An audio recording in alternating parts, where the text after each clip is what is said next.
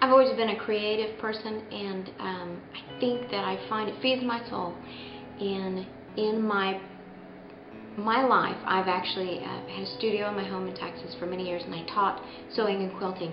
And a great passion for me was to see the light go off and someone else get really inspired by creating things and making gifts with their hands. I'm Lois Kindley. I'm a 47-year-old, and I live in Nashua, New Hampshire.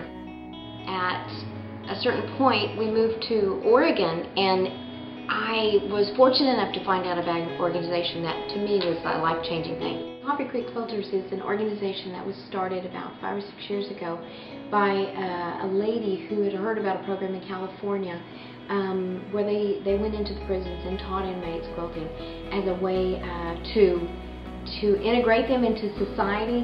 As they're finishing their term, many of them have been in for 8, 10, 12 years, and they've had no outside touch with the general public. And so volunteers come in and serve once a week, go in and spend 2 hours with a group of ladies, just working with them one-on-one and trying to encourage them and to make good choices, decisions, but ultimately to learn a skill that can impact not only their lives but the world around them.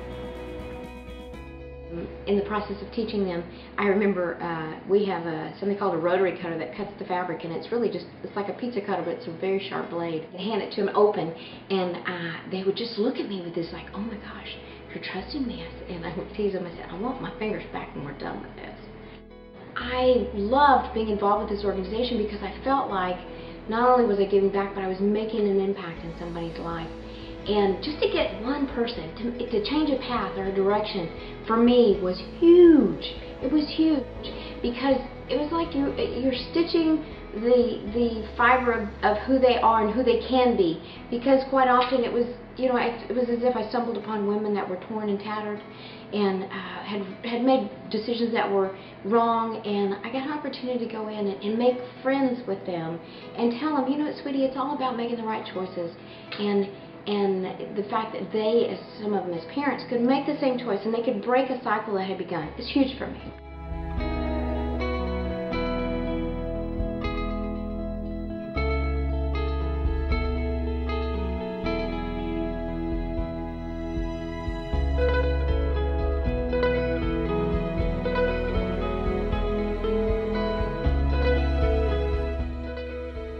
Being so excited about Coffee Creek and having to move was very difficult.